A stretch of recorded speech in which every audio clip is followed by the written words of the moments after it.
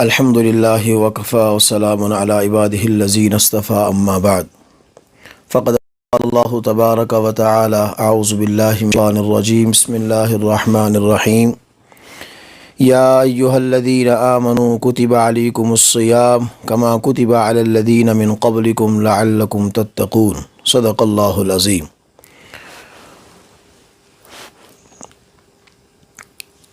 اللہ تبارک و تعالیٰ کا کرم اور احسان ہے کہ اللہ تبارک و تعالیٰ امت مسلمہ کے ساتھ اور ہم لوگوں کے ساتھ ہر اعتبار سے کرم فرماتے ہیں، احسان فرماتے ہیں، اور ہمیں اپنی طرف سے متبرک ایام اور متبرک ساعتیں اور متبرک مہینے اور متبرک راتیں عنایت فرماتے ہیں۔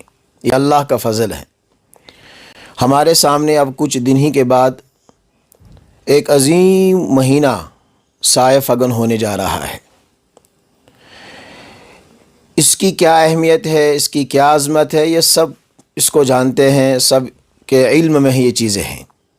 اللہ کے نبی صلی اللہ علیہ وسلم آخری شعبان میں رمضان المبارک کی آمد کے سلسلے میں اپنے صحابہ کو متوجہ فرمایا کرتے تھے۔ آخری شعبان میں آپ صلی اللہ علیہ وسلم نے صحابہ کے سامنے ایک تقریر فرمائی، ایک لمبی اور طویل حدیث ہے، جس میں حضرت اللہ کے نبی صلی اللہ علیہ وسلم نے صحابہ کو متوجہ کیا، رمضان المبارک کے بارے میں فکر مند کیا۔ اور یہ تقریر کیوں کیا آپ نے، یہ ارشاد رمضان المبارک کی آمد کے سلسلے میں اور شعبان کی آخری تاریخ میں کیوں فرمایا؟ اس کی وجہ یہ ہے کہ تاکہ اس عظیم مبارک اور اس عظیم اور مبارک مہینے کا کوئی بھی حصہ اور کوئی بھی لمحہ اور کوئی بھی وقت ضائع نہ ہو، چونکہ اللہ کی طرف سے بڑی عنایت ہے، یہ اللہ کی طرف سے بڑا انعام ہے، یہ اللہ تبارک و تعالیٰ کی طرف سے بڑا احسان ہے ہم مسلمانوں پر کہ اللہ ہم کو یہ مہینہ دینے جا رہے ہیں۔ اللہ کے نبی صلی اللہ علیہ وسلم اس مہینے کی طرف متوجہ کرنے کے لیے ہم کو رجب المرجب سے ہی متوجہ فرمایا کرتے تھے۔ وہ دعا ہم سب کو معلوم ہے، اللہم بارک لنا فی رجب و شعبان و بلغنا رمضان۔ تو یہ تقریر اس لیے فرمایا کرتے تھے کہ تاکہ کوئی بھی لمحہ اس مہینے کا مسلمان وہ ضائع نہ کرے۔ تو اس لیے وہ تقریر اور وہ حدیث وہ ہم سب کے لیے بھی ہے کہ ہمارے سامنے اللہ کی طرف سے ایک عظیم مہینہ آنے جا رہا ہے۔ اس حدیث میں آپ صلی اللہ علیہ وسلم نے خود فرمایا، قد اضلکم شہر عظیم، کہ تم پہ ایک بڑا مہینہ سایہ فگن ہونے جا رہا ہے، مبارک، جو ہر اعتبار سے قابل مبارک ہے اور بابرکت مہینہ ہے۔ تو اس لیے ہم لوگوں کو چاہیے کہ ہم اس مہینے کی اور اس آنے والے مہینے کی قدر کریں۔ ہم اپنے اس مہینے میں اس قدر محنت کریں عبادات کے اعتبار سے، اللہ کو منانے کے اعتبار سے، اللہ سے تعلق پیدا کرنے کے اعتبار سے، کہ جتنے ہم نے اپنے گناہوں سے اپنے نام اعمال کو سیاہ کیا ہے کہ ہم اس سیاہی کو تبدیل کر دیں، کس میں؟ روشنائی میں۔ ہم اس سیاہی کو تبدیل کریں اور ہم اس اپنے نام اعمال کو اعمال سے بھر دیں، ہم اپنے تعلق کو اللہ تبارک و تعالیٰ سے مضبوط کریں۔ یہ بہت اہم مہینہ ہے اللہ سے تعلق پیدا کرنے کا، بہت اہم مہینہ ہے اللہ پاک سے محبت کرنے کا اور اللہ کو منانے کا اور اللہ کے قریب جانے کا، کہ اس میں اللہ کی طرف سے ساری وہ عنایتیں ہیں اور نوازشیں ہیں اللہ کی جانب سے۔ شیطان قید کیے جاتے ہیں، جہنم کے دروازے بند کیے جاتے ہیں، جنت کے دروازے کھول دیے جاتے ہیں۔ تو اس لیے اللہ کی طرف سے اس میں ہر اعتبار سے رحمتیں برستی ہیں اور اللہ پاک کی طرف سے ہر اعتبار سے نوازشیں ہوتی ہے۔ اب ہم لوگوں کو چاہیے کہ ہم اس کی قدردانی کریں۔ قدردانوں کو نوازا جاتا ہے، ناقدر کو نوازا نہیں جاتا۔ قرآن پاک کے اندر اللہ نے فرمایا، لَإِن شَكَرْتُمْ لَأَزِيدَنَّكُمْ وَلَإِن كَفَرْتُمْ إِنَّ عَذَابِي لَشَدِيدٌ۔ شکر گزاری کرو گے میں تمہاری اس نعمت میں اضافہ کروں گا، ناشکری کرو گے میری پکڑ بڑی سخت ہوگی۔ تو اس لیے اللہ کی طرف سے یہ بڑا انعام اور بڑا احسان ہم پہ ہونے جا رہا ہے۔ ہم اس میں ہر اعتبار سے محنت کریں، ہر اعتبار سے کوشش کریں اور اپنی عبادات کو بڑھائیں، اپنے اللہ سے تعلق اس کو بڑھائیں۔ اور جو انسان اس مہینے میں ناقدری کرتا ہے، اس مہینے کی قدردانی نہیں کرتا ہے کہ اس انسان نے اس مہینے کو پایا اور پانے کے بعد وہ اس کی قدردانی نہیں کر سکا، اس نے اعمال نہیں کیے، اس نے اللہ کو منایا نہیں، اس کو بد دعا لگی ہے، اس کو بد دعا ہے اللہ کے نبی صلی اللہ علیہ وسلم کی جانب سے۔ ایک مرتبہ آپ صلی اللہ علیہ وسلم نے صحابہ کو متوجہ کیا، احضروا المنبر، بھائی ممبر کے قریب آ جاؤ۔ صحابہ ممبر کے قریب ہوئی۔ آپ علیہ الصلاۃ والسلام اس ممبر کی پہلی سیڑھی پہ آپ نے پاؤں مبارک رکھا اور آپ نے فرمایا آمین، دوسرے پہ رکھا فرمایا آمین، اور تیسرے پہ رکھا فرمایا آمین۔ صحابہ نے ایک عجیب اور نئی چیز دیکھی، تو انہوں نے آپ صلی اللہ علیہ وسلم سے عرض کیا، حضرت ہم نے ایک آج نئی چیز دیکھی، یہ کیا مطلب ہے، اس کا کیا مقصد ہے؟ آپ علیہ الصلاۃ والسلام نے فرمایا، سنو میرے صحابیوں، میرے پاس اس وقت جبرائیل امین علیہ الصلاۃ والسلام تشریف لائے تھے، انہوں نے 3 بد دعائیں کی ہیں، اور ان 3 بد دعاؤں پر میں نے آمین کہی۔ وہ 3 بد دعائیں کیا تھی؟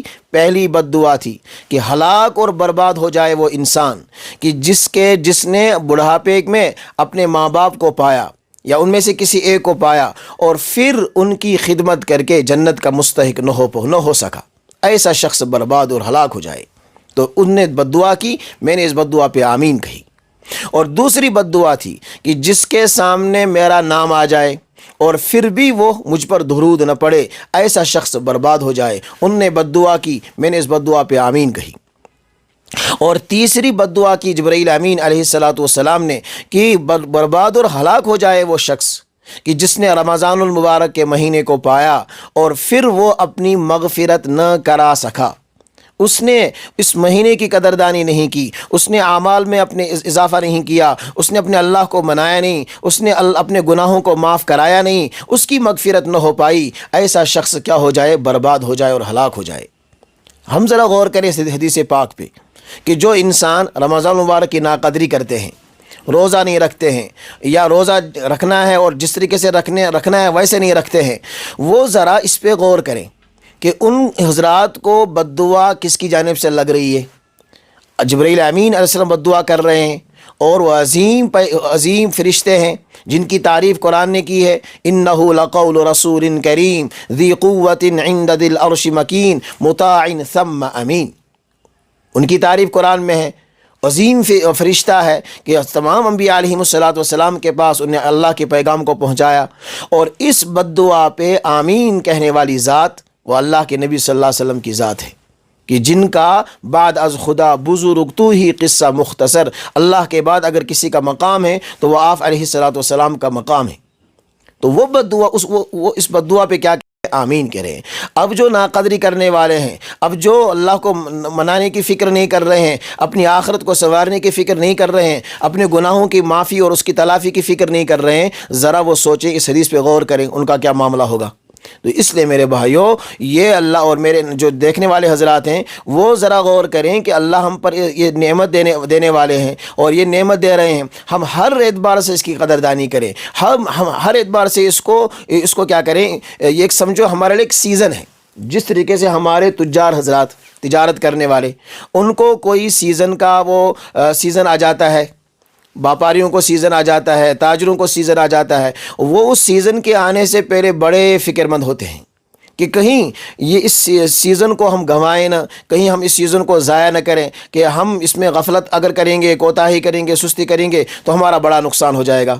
جس طریقے سے وہ فکر مند رہتے ہیں، ایسے ہی ہمارے لیے یہ ایک بڑا سیزن ہے آخرت کے اعتبار سے۔ اسی طریقے سے ہمارے بڑا سیزن ہے اللہ کو منانے کے اعتبار سے، یہ اعمال کا سیزن ہے، اللہ سے تعلق پیدا کرنے کا سیزن ہے، اپنے دل کو صاف کرنے کا سیزن ہے، اپنے اندرون کو بنانے کا سیزن ہے، اور ہر اعتبار سے اپنے آپ کو دین کے اعتبار سے مضبوط بنانے کا سیزن ہے۔ ہم کو بھی چاہیے کہ ہم اس کے آنے سے پہلے بڑے فکر مند رہیں۔ تو اس لیے سب سے پہلی بات یہ ہے کہ ہم روزہ رکھیں۔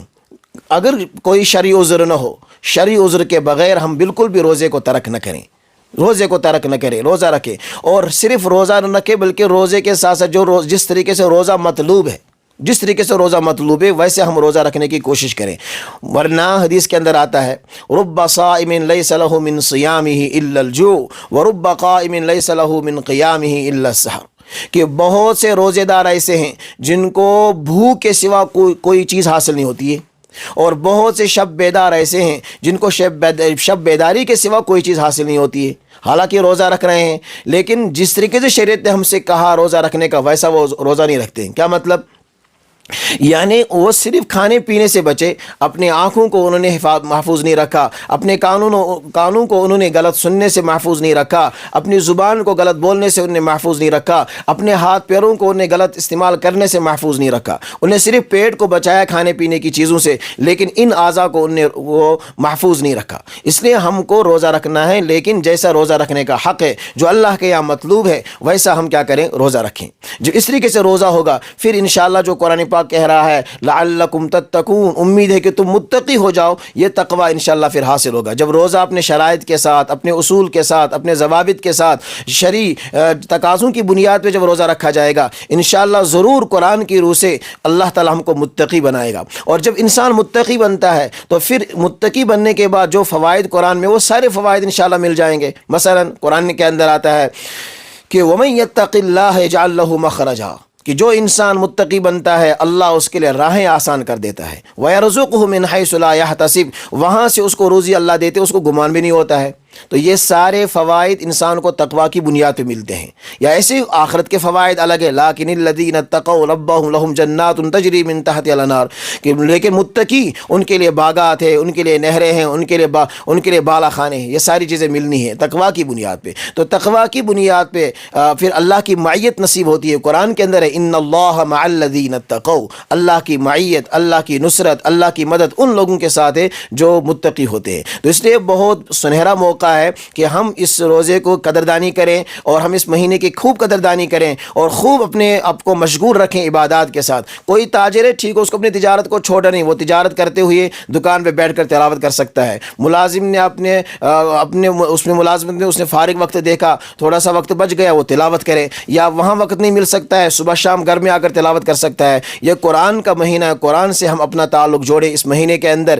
اس وقت جو ہمارے ذہنوں میں اور ہمارا ایک ماحول ہے، نا امیدی، اللہ سے نا امیدی پیدا ہو چکی ہے، تو یہ موقع ہے کہ ہم قرآن کو اپنے سینے سے لگائیں، قرآن کو پڑھیں، توجہ کے ساتھ، غور کے ساتھ قرآن پاک کو پڑھیں۔ انشاءاللہ وہ ساری نا امیدیاں اور وہ سارے جو ہمارے اندر کی چیزیں، وہ سارے ختم ہو جائیں گے۔ قرآن ہمارے لیے بڑا سرمایہ ہے، اور یہ قرآن کا مہینہ ہے۔ اللہ پاک ہم سبوں کو عمل کرنے کی توفیق نصیب فرمائے۔ وآخر دعوانا ان الحمد للہ رب العالمین۔